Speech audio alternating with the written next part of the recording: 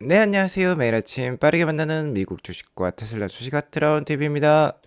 제가 어제는 먹이 좋지 않아서 하루 쉬었습니다. 이 점 양해 바라겠고요. 최근 테슬라 주가가 잠잠한데 앞으로의 전망 알려드리도록 하겠습니다. 오늘도 인사이트 가득한 소식들이 많으니까 시청하시 앞서 구독과 좋아요 알람 설정 꼭 눌러주세요. 금요일장 마감 현황부터 살펴보도록 할게요. 최근 미국과 이란 간에 뭔가 지정학적 갈등이 있었는데 트럼프 대통령이 이란을 공격하지 않겠다라고 선언을 했죠. 그러면서 유가는 하락하는 모습이었지만 10년물 국채금리는 강한 모습을 보이고 있어요. 아무래도 미국 경제가 강하기 때문에 금리가 잘 떨어지고 있는 것 같지는 않습니다. 그리고 오늘은 별다른 매크로 지표 발표가 없었어요.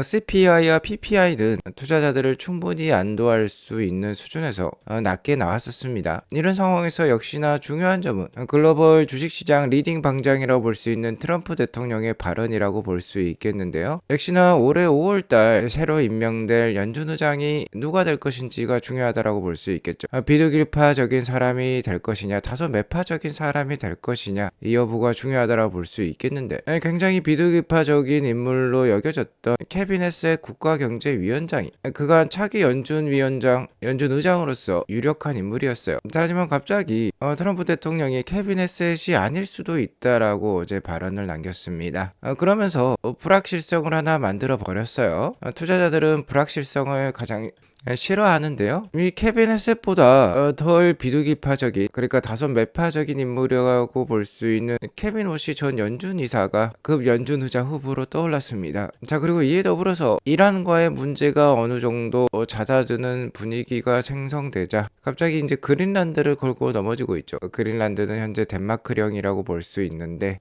다시 한번 이 그린란드를 미국이 차지하려고 하는 듯한 발언을 하고 있습니다. 이 그린란드 문제에 협조하지 않는 국가에 대해서 관세를 부과할 수 있다고 라고 또 압박을 하고 있어요. 이런 지정학적 갈등은 역시나 다시 한번 불확실성을 만들어낸다라고 볼 수 있겠는데, 자, 이러면서 금일장 장 막판에 이렇게 하락하는 모습이 연출이 되었습니다. 자, 하지만 작년에도 연초에 트럼프 대통령이 주가를 엄청 다운시킨 다음에 4월부터 관세 관련된 발언들을 취소하면서 증시가 급반등을 보였었죠. 자, 올해도 마찬가지가 될 수 있겠습니다. 올해 11월 3일경에 미국의 중간선거가 있어요. 아무래도 트럼프 정부에 대한 심판을 하는 날이라고도 볼 수 있겠는데요. 이 선거를 앞두고 증시 분위기가 좋지 않다라고 하면은 트럼프 대통령에게는 굉장히 불리할 수 있습니다.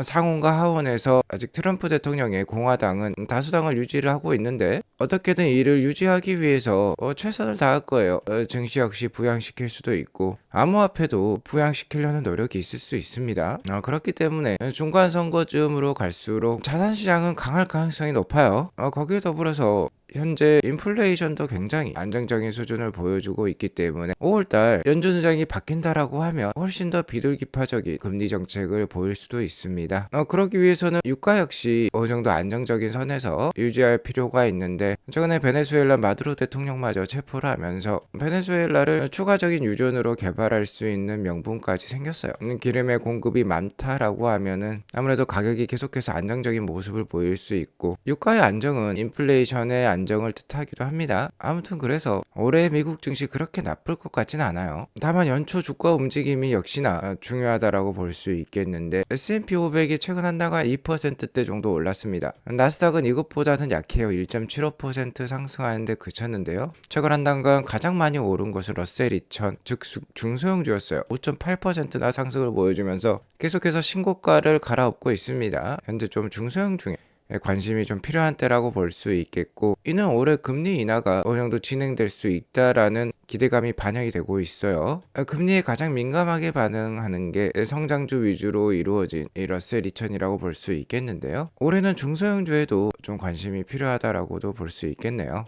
테슬라는 금일 0.24% 하락한 437.5불로 마감을 했습니다. 테슬라에게 있어서 최근 이렇다 할 강한 호재는 보이고 있지 않아요. 1월 13일에 이루어졌던 미국 하원위원회 자율주행과 관련된 청문회는 일단 미국의 전체적인 피지컬 AI 기술에 대한 방향성은 그 틀은 잡았다라는 점에서 의의가 있겠지만 실제 법안의 시행 목표가 2027년 9월달 정도로 잡혀 있는 것으로 나왔어요. 아직까지 갈 길이 멀다라고 볼 수 있겠는데 트럼프 대통령이 좀 힘을 실어줘서 연내 법안이 시행이 되는 수준으로 진행이 되었으면 합니다. 자, 그리고 또 하나의 테슬라 주가의 불확실성을 던졌던 것은 FSD 판매 중단 선언이었죠. 테슬라에 대해서 잘 알고 계신 분들은 이것을 호재로 받아들였겠지만 잘 모르시는 분들은 최근 엔비디아가 알파마요마저 발표한 가운데 뭔가 테슬라의 FSD 기술이 삐걱거리는 것이지 않겠느냐라고 생각을 해볼 수도 있겠어요. 자, 하지만 잘 아시는 분들은 테슬라의 완전 자율주행 기술의 개발은 끝났고 이제 더 넓은 시장으로 나아갈 것을 천명하고 있다라고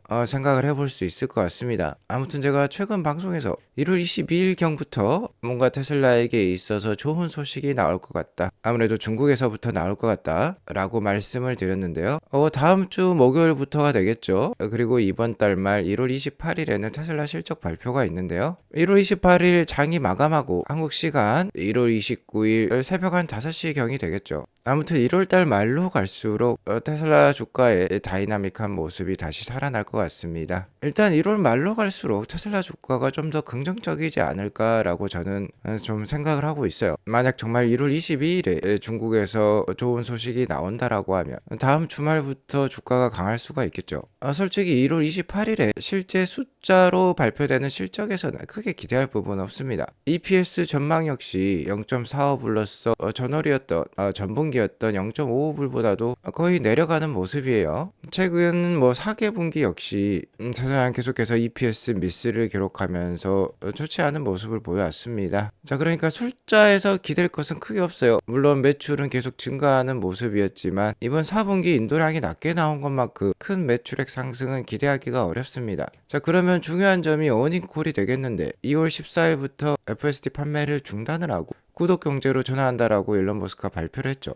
그러니까 이 구독 전환의 의미가 더 중요해졌다라고 볼 수 있겠어요. 정말 올해 4월부터 사이버캡이 나오는데 거기에 걸맞춰서 이제 정말 애플, 넷플릭스, 구글과 같은 이 소프트웨어 기반의 수익 모델로 전환하려고 하는 것이냐, 그에 대한 청사진과 계획은 뭐냐, 이런 부분이 중요해졌다라고 볼 수 있겠죠. 아무래도 올해 사이버캡을 얼마나 생산을 할 것이며 얼마나 보급을 시킬지, 그러한 부분이 중요해졌다라고 볼 수 있겠습니다. 아무튼 정말 소문대로 1월 22일부터 중국의 FSD가 완전 승인이 돼서 출시가 되고 유럽에서도 승인이 되고 그 이후에 세미트럭과 사이버캡으로 이어지면서 테슬라 주가가 좋을 가능성도 상당히 높아 보여요. 그러니까 올해 주가는 이 사이버캡과 옵티머스가 견인할 가능성이 높은데요. 사이버캡은 현재 미국 4개 주에서 테스트가 되면서 올해 대량 양산과 런칭을 기대케 하고 있습니다. 자, 그리고 어제 일론 머스크가 뭔가 충격적인 영상을 남겼는데요. 같이 보도록 할게요.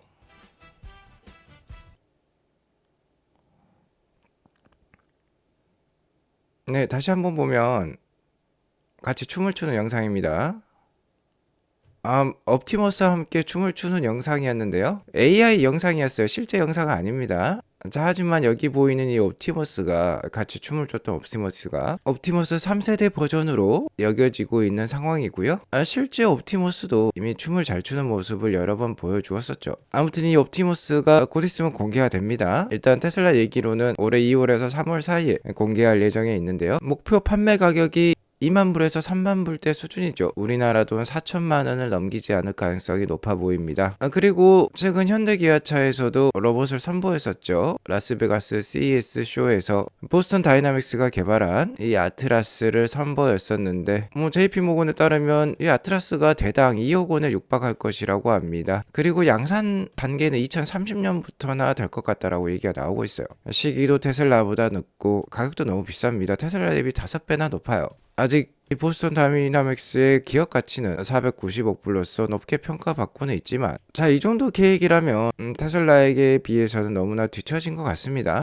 실제로 실리콘밸리의 거물급 투자자인 이 제이슨이란 분이 최근에 테슬라 공장을 방문해서 옵티머스 3를 직접 보았다라고 해요. 이러한 발언을 남기고 있습니다. 앞으로 사람들은 테슬라가 자동차를 만들었다는 사실조차 기억하지 못할 것이다. 그만큼 옵티머스 3세대 버전이 강력하다라는 뜻이다. 되겠죠. 이렇게 일론 머스크와 어깨 동무하는 모습이 나오고 있지만 이런 옵티머스가 인류와 1대1의 비율로 보급이 될 것이라고 합니다. 70억 대가 넘게 생산될 수 있다라고 하고요. 이에 이미 인류는 승리했다라고까지 발언을 하고 있어요. 역시나 인류 역사상 가장 혁신적인 제품이 될 것이고요. 이렇게 되면 이제 더 이상 테슬라를 자동차 제조회사라고 이야기하지 않겠죠. 로봇과 AI 플랫폼 기업으로 전환되고 있음을 시사하고 있습니다. 이에 따라서 테슬라는 향후 10년간 대규모 상승 여력이 있다라고 론 바로님도 얘기를 하고 있어요. 테슬라 주가가 약하다 싶으면 CNBC에 출연해서 구원투수 역할을 톡톡히 하고 계시는 분이죠. 자, 이분 개인 재산이 65억 불이나 된다라고 합니다. 무려 8조 5천억 원이나 된다라고 해요. 그리고 이분이 설립한 바론 캐피탈의 자산 규모는 우리도 59조 원이나 된다라고 합니다. 자, 이렇게 큰 자산 규모를 만들어낼 수 있었던 것은 일론 머스크 덕분이었어요. 이분 개인 재산의 약 40%는 테슬라, 25%는 스페이스X로 구성되어 있다라고 합니다. 그러니까 일론 머스크 관련 자산이 65%나 된다라는 것이 되겠는데요. 다 모두 초기에 투자하셔서 만들어낸 자산이라고 보면 되겠습니다. 그런데 앞으로도 10년간 대규모 상승 여력이 있다라고 해요. 그렇기 때문에 절대 본인 개인이 보유한 테슬라와 스페이스X는 매도하지 않을 것이라고 합니다. 사실상 평생 보유할 계획이라고 해요. 이렇게 투자를 해야지 진정한 부를 만들어낼 수 있는 것이죠. 앞으로 10년 전망으로는요. 테슬라는 최소 5배, 스페이스X는 10배까지 오를 수 있다라고 합니다. 그렇기 때문에 자신이 운영하는 론바론 펀드도 3배 이상의 수익을 예상한다라고 제시하고 있어요. 그러니까 개인 투자자라고 하면 이 펀드보다는 테슬라와 스페이스X에 집중 투자하는 게 더욱더 수익이 크다라고 볼 수 있겠죠. 역시나 이분 역시 일론 머스크는 세대에 한 번 나올 천재로 평가를 하면서 옵티머스 사업에 대해서 역대 최대 사업이 될 수 있다라고 얘기하고 있습니다. 역시나 수십억 대가 생산이 되면서 지속 가능한 풍요를 가능하게 할 것이라고 전망을 하고 있어요. 자, 그렇기 때문에 테슬라 주가가 현재 좀 지지부진하다라고 해서 낙담하실 필요가 없습니다. 앞서 말씀드렸듯이 테슬라 주가는 양봉을 기록할 때가 훨씬 더 많아요. 거의 90% 확률로서 연말 주가가 연초보다 높습니다. 올해 시초가가 457불이었기 때문에 현재 주가가 430불대이지만 당연히 더 올라갈 가능성이 높고요. 최소한 양봉을 만들어내면 5년 정도 양봉을 보여주었어요. 최근 3년간 양봉을 만들었기 때문에 2년 정도 더 양봉의 기회가 있습니다. 그러니까 연말 주가가 457불 이상에서 마감할 거예요. 저는 500불대 이상을 보고 있습니다.